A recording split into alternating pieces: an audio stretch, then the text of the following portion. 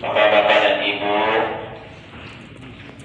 tamu Allah dan tamu Rasulullah yang dimuliakan oleh Allah Subhanahu wa Ta'ala.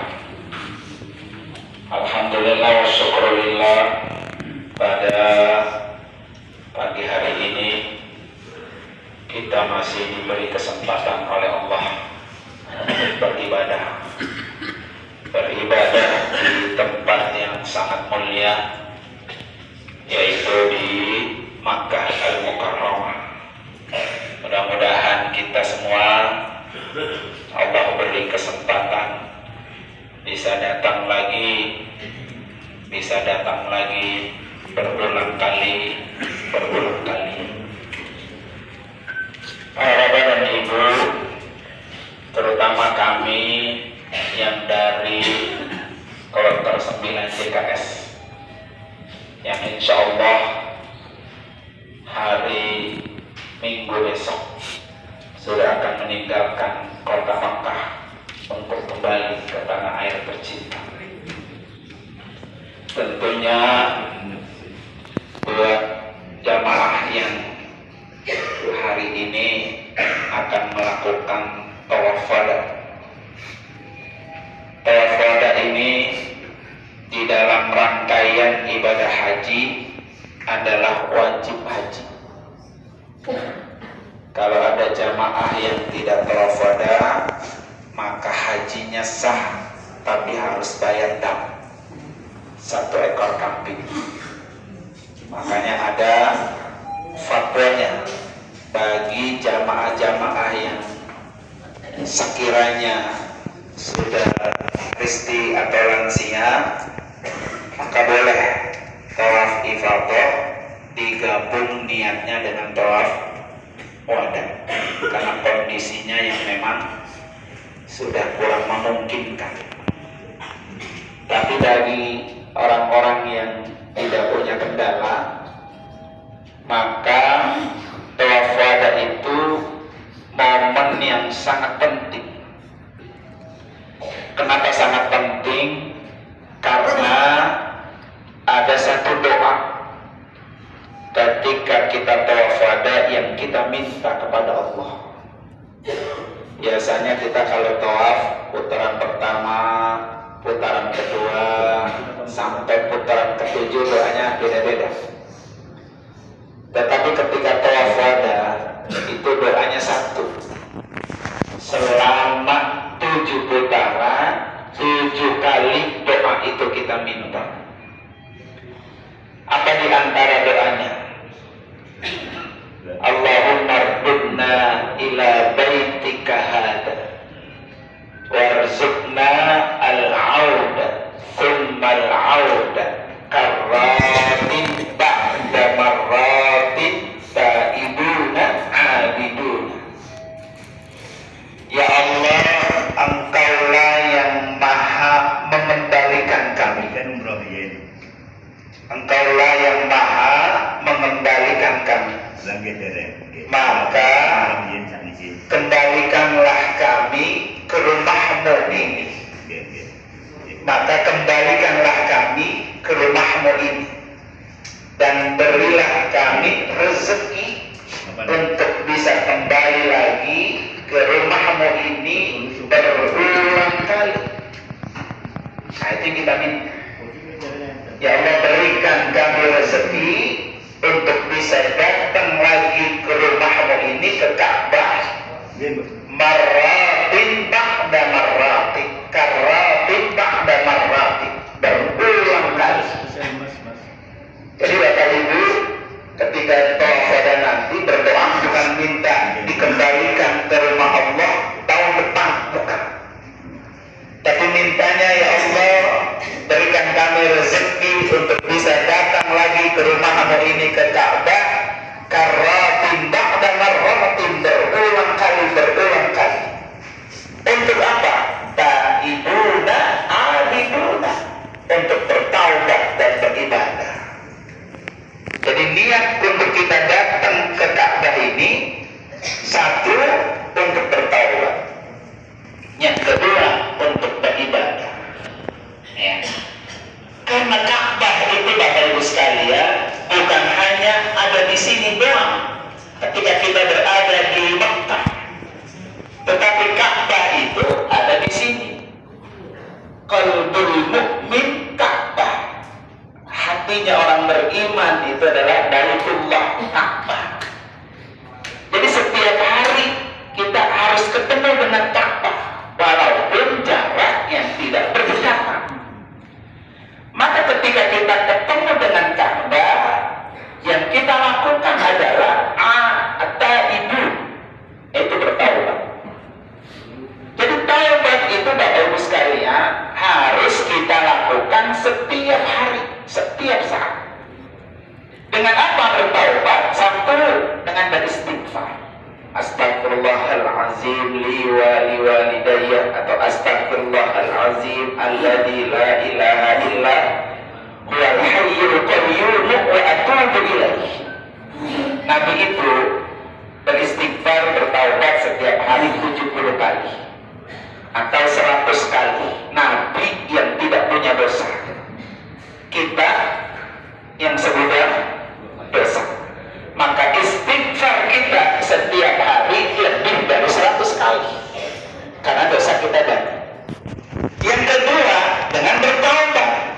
Dengan apa bertaubat? Dengan salah satunya salat sunat taubat. Maka salat sunat taubat Bapak Ibu kerjakan tiap hari pula. Kenapa kita harus bertaubat? Karena kata Nabi, at-taibu kaman la dzamba lahu. Orang yang bertaubat itu seperti orang yang tidak punya dosa, bersih, dihapus.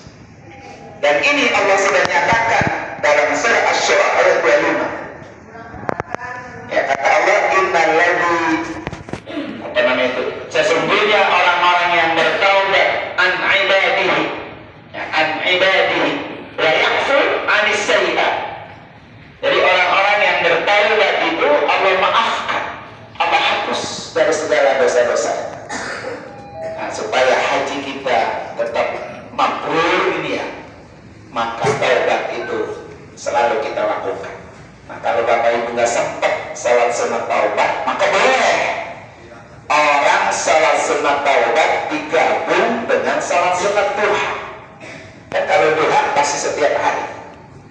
Usalli sunat duha wa taubah ta'ataini gitu. Saya niat salat sunat duha dan sunat taubat biar apa? Biar apa? Hari ini dosa kita habis dihapus. Makanya ada satu amalan tuh dari Nabi, suruh baca apa? Setiap pagi habis subuh dan setiap petang habis maghrib baca sayyidul istighfar. Ya Allahumma anta rabbi la ilaha illa anta khalaqtani wa ana abduka wa ana al-abdika, sampai habis tuh. Apa kata Nabi? Siapa orang yang membaca sayyidul istighfar setiap pagi, kemudian dia mati dari pagi sampai sore, itu di antara itu dia mati, maka dia tercatat min ahlil jannah, termasuk penghuni surga. Semua orang, siapa orang yang membaca sayyidul istighfar di petang hari habis maghrib dan dia mati dari waktu habis maghrib sampai subuh, dan dia yakin dengan itu, maka kata Nabi, min ahlil jannah, orang itu dicatat sebagai penghuni surga. Nah, itu amalannya tuh, sayyidul istighfar. Nah, para bapak dan ibu hadirin dan hadirat sekalian, yang kedua yang perlu kita pertahankan ini adalah kemakmuran. Ini kita sama-sama sudah melaksanakan kewajiban kita, melaksanakan ibadah haji. Tapi nggak ada jaminan di antara kita siapa yang hajinya mabrur. Nggak ada yang tahu. Ya, karena tidak semua orang yang haji tahun ini mabrur, hanya beberapa persen yang mabrur. Kok bisa? Ya, tidak semua yang mabrur. Karena kemabruran itu selektif. Mabrur itu selektif. Jangan sembarangan. Orang mabrur itu tidak bisa sembarangan. Nih kamu sudah haji, sudah rukuk, sudah melontar, semua saya kasih mabrur. Enggak. Yang mabrur itu cuma sedikit. Karena itu ulama Rasulullah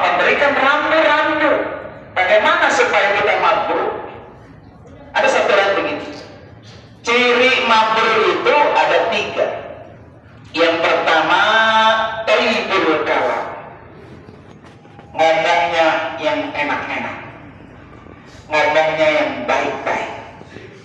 Ya, jadi kalau mulut kita ini kalau sekali bicara itu menyakitkan orang, menghina orang, menjelekkan orang, menggunjing kejelekan orang lain, jauh daripada makruh. Nah, itu dipelihara tuh. Kalau kita pengen makruh, maka elemen mulut kita itu jangan sampai menyakitkan orang lain. Apalagi sampai jadi provokator. Ya, provokator itu maka akan jauh daripada mendapatkan makruh. Hati-hati. Kita haji itu lelah. Kita haji secapek. Duitnya kita keluarkan banyak. Ya kan? Tapi ternyata mulut kita ini tidak kita bisa jaga, maka orang ini jauh dari makruh. Maka Nabi pernah tanya kepada sahabat, "Atadruna minal muflis?" Kamu tahu nggak apa yang dimaksud dengan orang bangkrut? Tahu nggak kamu orang bangkrut itu apa? Kata Nabi. Kata sahabat, orang bangkrut itu ya Rasulullah, orang yang tidak punya harta, orang yang tidak punya duit, itu bangkrut. Kata Nabi, bukan. Orang bangkrut itu, ini ada hadis saya catat. Orang bangkrut itu kata Rasulullah adalah mereka umatku yang nanti pada hari kiamat dia datang membawa pahala sholatnya rajin, ya mulainya rajin, berjamaahnya rajin, puasanya juga rajin, bayar zakatnya juga rajin. Wayati qad syatama hada, tapi dia juga sering melakukan menghina orang, mengejek orang, ngatain orang, menghardik orang, ya. Nah, kemudian juga waqadha hada, dan dia juga pernah memfitnah, menuduh orang berzina. Wa akala mali hada, dan dia juga makan harta yang tidak halal. Itu orang muflis, orang bangkrut. Nah, kalau ada di antara kita yang begitu tuh, kita nyakitin orang, jelekin orang, ngomongin orang, maka orang yang diomongin atau yang dijelekin, ketika orang itu punya dosa, dosanya pindah sama yang ngomongin. Ternyata yang diomongin dosanya habis, kemudian kebaikan yang ngomongin pindah ke yang diomongin, maka rugi besar. Itu dari apa itu? Timbulkan. Maka nanti data itu kita semua ya. Di sini kita pelihara itu. Pulang pun kudu kita pelihara. Maka nanti ketika sudah pulang dari sini, jangan pernah ngomongin kejelekan siapapun yang ada di sini. Mau teman sekamar mau teman seberangkatan diceritain duduk kepada orang-orang yang di kampung, hati-hati. Takut kita nggak mampu. Kita sudah berusaha keras, berusaha capek, lelah. Akhirnya mampu itu kita rusak sendiri oleh ulah kita sendiri. Ya. Yang kedua, ciri makruh itu adalah ifsya'us salam, suka kedamaian. Ya, akur dengan siapapun. Mau teman sekamar akur, nggak ada yang sakit hati, nggak ada yang marah. Atau teman seperjuangan, atau sama saudara, sama tetangga, itu betul-betul dipelihara. Kalau kita pengen makruh. Ya, karena Rasulullah itu cinta damai. Dan yang ketiga, it'amut ta'am. Orang yang pengen makruh, murah berbagi, ya, murah berinfak, murah bersedekah. Ya, jadi Pak Haji, jadi Ibu Haji, sudah pulang haji, jangan apa? Beli-beli. Ya, kalau kita pengen mendapatkan haji yang mampu. Nah, mudah-mudahan tinggal beberapa hari lagi, terutama kami nih yang dari JK 9 ya. Yang pertama, kami mengucapkan mohon maaf yang sebesar-besarnya jika selama kebersamaan kita ada yang kurang berkenan, ya mohon dimaafkan. Karena orang-orang pemaaf itulah orang-orang yang dicintai Allah, dan dialah ciri-ciri orang bertakwa. Dan doakan kami yang insya Allah akan berangkat pada hari Minggu yang akan datang, biar kami kami semua dalam keadaan sehat walafiat, selamat perjalanan. Satu hal lagi yang saya pesankan, ketika kita sholat, Bapak Ibu ya, ada satu doa yang jangan sampai ditinggal. Dan ini doa dari Nabi. Kalau ini doa kita baca, kata ulama udah cukup dah, cukup semua urusan dunia kita, urusan akhirat kita dengan doa ini. Apa? Kata Nabi, idza tasyahhada ahadukum, apabila kamu telah tasyahud akhir ketika sholat, kan kita at-tahiyatul mubarak sampai innaka hamidun majid terakhir itu. Kata Nabi, fal yasta'in an arba'in, mintalah perlindungan 4 hal. Yang pertama, Allahumma inni a'udzubika min adzabi jahannam. Ya Allah, lindungi saya dari neraka jahannam. Jangan sampai kita masuk neraka. Yang kedua, a'udzubika min adzabil qabr. Ya Allah, lindungi saya jangan sampai masuk terkena azab kubur. Yang ketiga, min fitnatil mahya wal mamat. Ya Allah, lindungi kami dari fitnah cobaan hidup dan cobaan mati. Dan yang keempat, min syarri fitnatil masih dajjal, dari fitnah kejahatan al-masih ad-dajjal. Ini dibaca setelah tasyahud akhir. Mau salat sunnah kan, mau salat fardu kan. Kalau ada orang begini mengatakan, kalau ada orang yang salatnya tidak membaca doa ini, kata ulama, suruh ulangi salatnya. Kenapa? Karena betapa penting ini doa, dan ini doanya dari Nabi. Ya, mudah-mudahan ini menjadi amaliyah buat Bapak Ibu semua, buat saya juga pribadi, sehingga kita termasuk orang-orang yang dihindari jangan sampai terkena azab jahannam, jangan sampai terkena siksa kubur, dijauhkan fitnah hidup dan fitnah kematian. Mari sama-sama kita baca suratul Fatihah. Mudah-mudahan kita semua sehat walafiat. Yang masih di sini jaga kesehatan, maksimalkan ibadah, lakukan amal saleh, jaga kemakmuran, mabrur sepanjang umur. Ya. Dan yang kami berangkat dan hari ini insya Allah akan tawaf wada, mohon juga didoakan mudah-mudahan semuanya lancar sampai bertemu